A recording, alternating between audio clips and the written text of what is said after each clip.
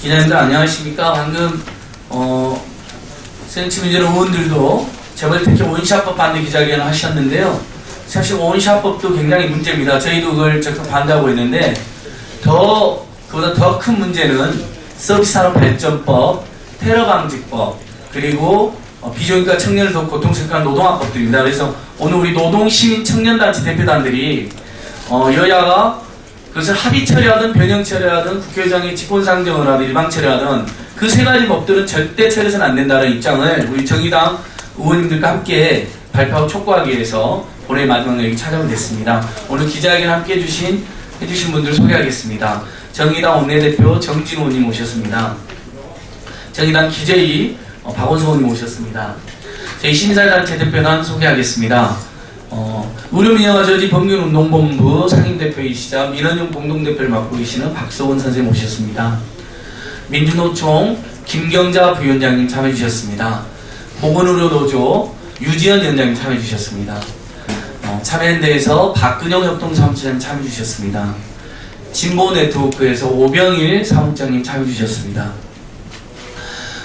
전국복지수호 공대위에서 일하고 있는 김남희 변호사님 참여해주셨습니다. 왼쪽에 우리 청년단체들 대표해서 청년광장의 박동선 기획팀장 참여해주셨습니다. 역시 청년단체 빚쟁이 유니온 준비모임의 한영석 대표님 참여해주셨습니다. 기자회견 간략하게 진행하겠습니다. 먼저 정진 원내대표님께서 국회 상황 관련해서 취지 말씀해 주시고요.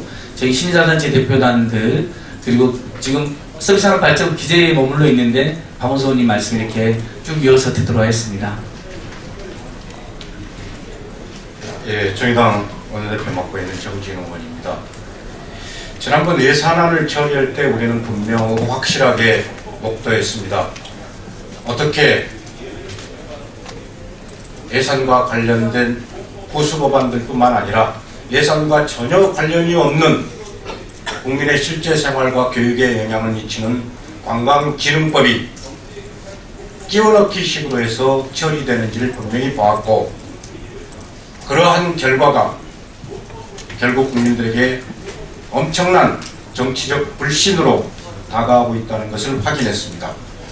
사실 여야 합의에 의해서, 여야 대표들 간의 합의에 의해서 의장이 집권으로 상정하려고 한다면 대한민국 국회가 왜 존재해야 되고 대한민국에 이 많은 국회의원들이 왜 필요합니까? 왜 지역구를 나눠야 되고 스스로가 지역구를 대표하고 직능을 대표해야 한다는 이야기를 어떻게 할 수 있습니까? 하나의 법안이 만들어지고 혹은 하나의 법안이 개정되기 위해서는 그 법안과 이해관계를 직접적으로 간접적으로 하고 있는 국민들의 의사를 충실히 반영해서 소위원회와 상임위원회를 거쳐서 논의하라는 것이 국회가 존재해야 되는 이유이고 근거입니다. 그런데 자기들의 정치적 필요에 의해서 여야 대표들의 합의에 의해서 직권상정을 이렇게 밥 먹듯이 하게 된다면 도대체 대한민국 국회와 국회의원은 존재할 필요도 없고 이유도 없는 것입니다. 이런 정치적 불신을 이용해서 자기 당의 이익을 지키고 자기 당의 자리를 지켜나가기 위한 술수라고 한다면 더더욱더 이런 행태는 사라져야 합니다. 그런데 지금 국회에 제출되어 있는 노동법, 진정한 노동시장 개혁이 아니라 오래전부터 정경련에 의해서 요청되어 왔던 재벌의 사실상 청부입법 아닙니까? 노동자들의 해고를 자유롭게 하고 비정규직 기간을 더 연장시켜서 영구히 비정규직으로 만들고 청년들의 일자리 운운하지만 오히려 사회보험에 있어서는 청년들의 진입장벽을 더 높게 하고, 이런 법이 어떻게 자유로운 논의구조 없이 국민들의 의견 수렴 없이 당사자들의 의사개진 없이 여야 대표에 의해서 국회에서 처리될 수 있겠습니까? 서비스산업발전기본법도 마찬가지입니다. 그리고 여타의 모든 법도 마찬가지죠. 대통령 말씀대로 우리나라에 테러 방지법이 없어서 테러와 관련된 국민들의 근심과 걱정이 엄청나게 증가하고 있습니까? IS가 그걸 알았다고 곧장 우리나라를 지목해서 그렇게 테러를 할 수 있는 여건이 과연 됩니까? 그럼 지금까지 우리나라의 치안과 국방은 혹은 정보는 무엇을 하고 있다는 말입니까? 따라서 오늘 시민사회단체 여러분들과 함께 기자회견을 갖게 된 것은 이런 문제되는 법안들이 국민들의 의견 수렴과 국회에서의 진지한 논의 없이 여야 대표들에 의해서 담화받듯이 자기 법률 끼워넣듯이 그리고 대통령의 지시 한마디에 마치 청와대의 분정처럼 움직이는 국회의 모습을 보여서는 안 되겠다. 그리고 반드시 제대로 된 과정과 절차를 거쳐서 논의해야 할 법들이다 하는 의견들을 여러분들께 드리기 위해서 이 자리에 왔습니다. 깊은 관심 가져주시고 국민들께서 이 문제를 올바로 바라보고 국회의 이러한 행태를 제대로 지적해서 국회가 경거망동을 하지 않도록 국민 여러분과 언론인 여러분들께 특별한 당부 말씀드리겠습니다. 네, 정진 원내대표님 감사합니다. 지금부터는 저희 신사단 대표단께서 짧게 오늘 국회를 찾아가게 된 취지 말씀을 드리도록 하겠습니다. 박서본 대표님, 우리 김경자 부위원장님, 유지현 위원장님께서 각 법안들의 문제점을 아주 짧게 다시 한번 기자님들께 강조해 보도록 하겠습니다. 이어서 바로 말씀드리겠습니다. 예, 오늘은 그 네 가지 그 법을 중심으로 말씀드리려고 합니다. 이 노동계약법이 그 평생 비정규직 만드는 법, 그리고 마음대로 해고법이고, 그리고 청년 노동자들의 고용에 도움이 되지 않기 때문에 청년 노동자들도 반대하는 그런 법이라는 것은 지난번 1차, 2차 민중총궐기 투쟁 과정에서 국민적 핵심 쟁점으로 아마 이미 떠올랐다고 생각합니다. 서비스 발전 기본법, 이 내용은 한마디로 공공 서비스 파괴 촉진법이라고 이야기할 수 있는 아마 그런 법이라고 생각합니다. 안 됩니다, 이 법. 그리고 원시합법, 원시합법은요 재벌 3, 4세 편법 승계 촉진법의 그런 내용을 가지고 있습니다. 이거 안 됩니다. 마지막으로 테러 방지법, 테러 방지 빙자에서 국가정보원 만능 독재법입니다. 지금 국가정보원의 권한은 축소해야 마땅한 그런 상황이죠. 다 아시겠지만 사이버 테러 방지한다고 했지만 야당에 대해서 디도스 공격했지 않습니까? 그 외에도 뭐 무수하게 많지요. 선거 과정에서 정치 공작했지 않습니까? 선거 조작하려고 덤비 들었지 않습니까? 그리고 심지어는 스파이어를 심어가지고 사실상 사이버 테러를 국가 정부는 하려고 했지 않습니까? 그래서 사이버 테러를 방지하기 위해서는 국가 정부를 손봐야 되는 그런 것이지 번지수가 잘못됐다는 겁니다. 그런데 지금 흐름은 거꾸로 가고 있습니다. 이 박근혜 대통령이 집권 여당의 대표와 원내대표를 불러가지고 속된 말로 조인트 까면서 반드시 통과시키라고 지금 하는 사실상 이 상권분리 개념화시키는 그런 짓입니다. 근데 그런 짓을 당하고도 집권 여당의 대표라는 자가 김무성 대표 어떻게 하고 있습니까?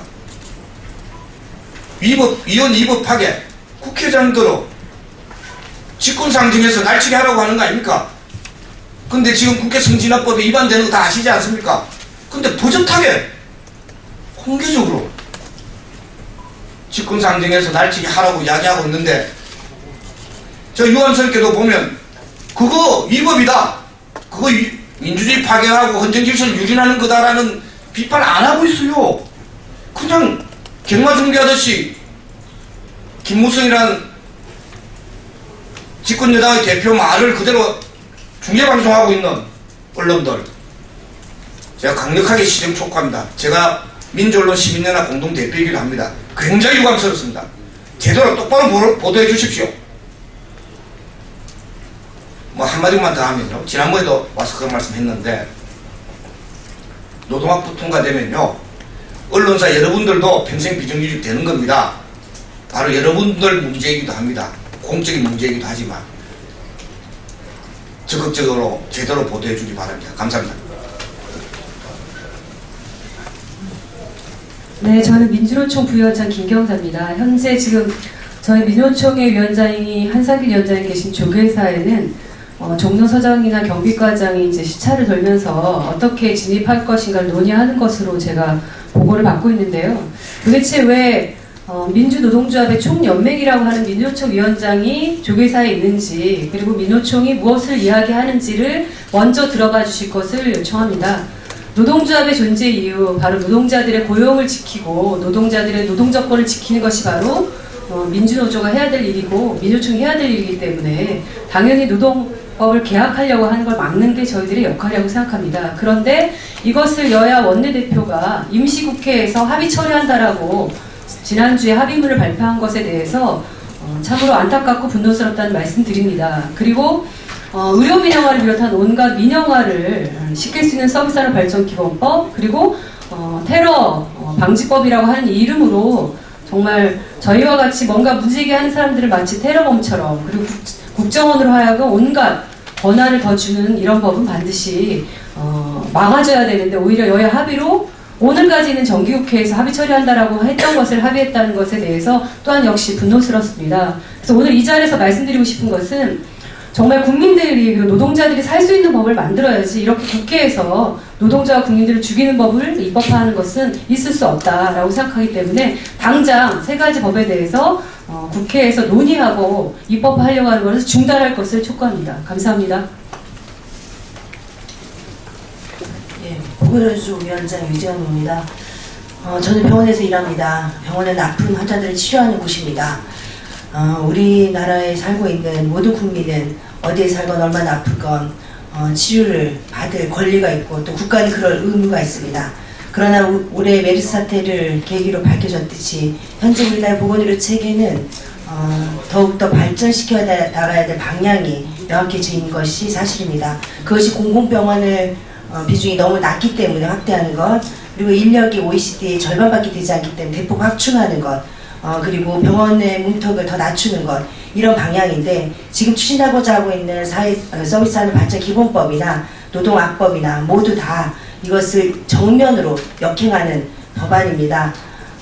서비스산업발전기본법은 의료뿐만 아니라 교육, 통신 등의 공공 서비스 영역을 모두 다 영리화 그리고 수익성 중심으로 간다고 하는 기본법이기 때문에 결국은 공공의료를 강화해야 한다는 국민적인 요구를 역행하는 법안이기 때문에 저는 제도적으로 이런 것들이 만들어지는 것에 대해서 저희 보건의료 앞장서 강력하게 막겠다는 말씀을 좀 드리면서요.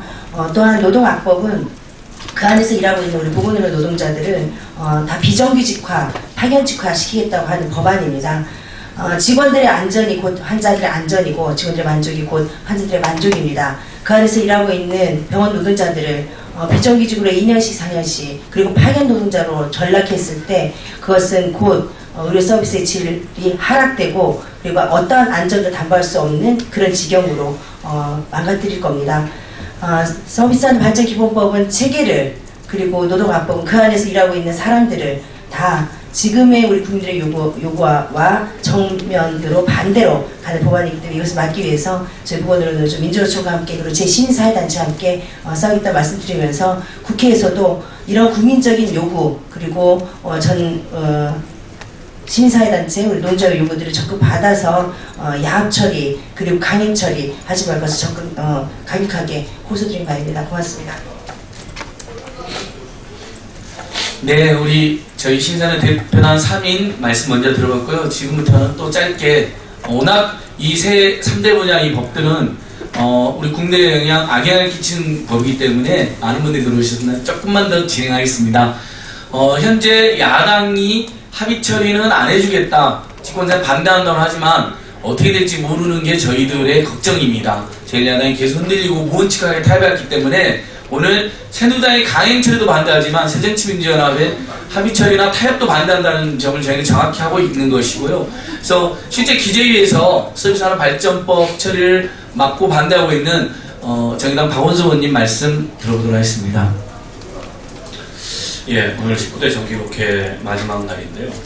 이 청와대에 의해서 이 상권 분립이 이렇게 형해화되고 무력화되는 상황이 매우 개탄스럽습니다.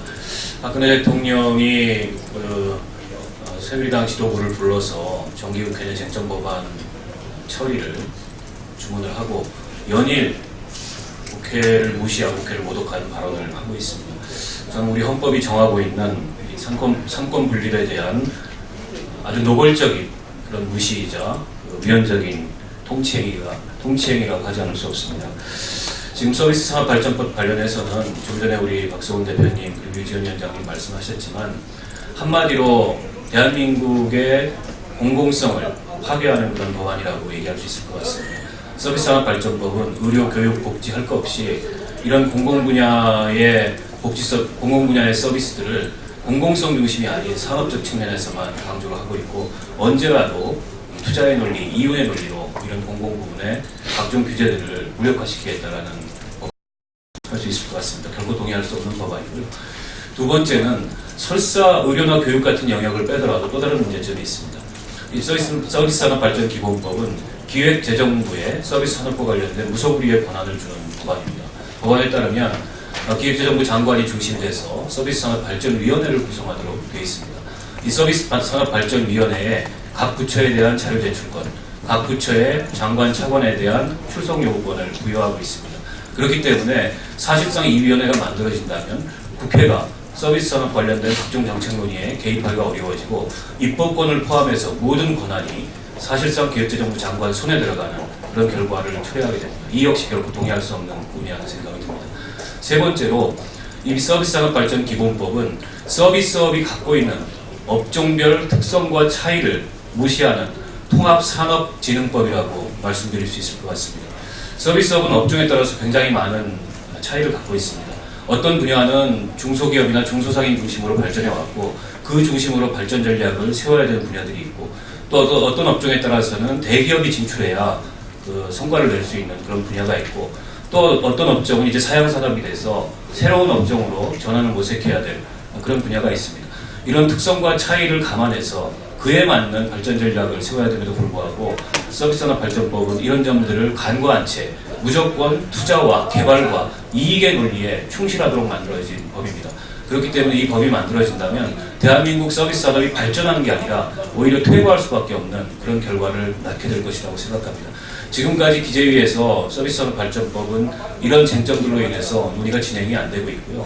제가 여야 그 원내 지도부와 또 국회의장께 공의 촉구드리는 바는 이런 쟁점들에도 불구하고 충분한 그 국회 내 합의 또 국민적 합의가 이루어지지 않았는데 이 법을 여야 지도부 간의 합의에 의해서 처리하거나 혹은 국회의장의 직권상정에 의해 처리하는 것은 스스로 노예민주주의를 포기하는 그런 길이라고 생각합니다. 그렇기 때문에 이 법에 대해서는 차후로 충분한 논의를 통해서 지금 제가 말씀드렸던 이 우려와 독소 저항들을 제거한 이후에 논의할 수 있다고 말씀드릴 수 있을 것 같습니다. 이상입니다. 네, 노동화법과 서비스산업발전법은 저희가 좀 충분히 설명드린 것 같습니다. 테러방지법하고 사이버 테러방지법도 지금 추진되고 있는데 이것들이야말로 인권시민단체가 가장 강력하게 반대하는 법입니다. 그동안 국정원의 잘못된 행태만 전문적으로 감시해온 참여연대 박근혜 협동사무처장과 진보대 오병일 국장님께서 아주 짧게 왜 저희들이 이렇게 국회까지 오게 됐는지 다시 한번 말씀드리겠습니다. 예, 소위 말하는 참여연대 협동사무처장 박근영입니다. 어제 대통령께서 우리나라에 테러방지법이 없어서 테러의 위협이 있다 이렇게 말씀하셨습니다.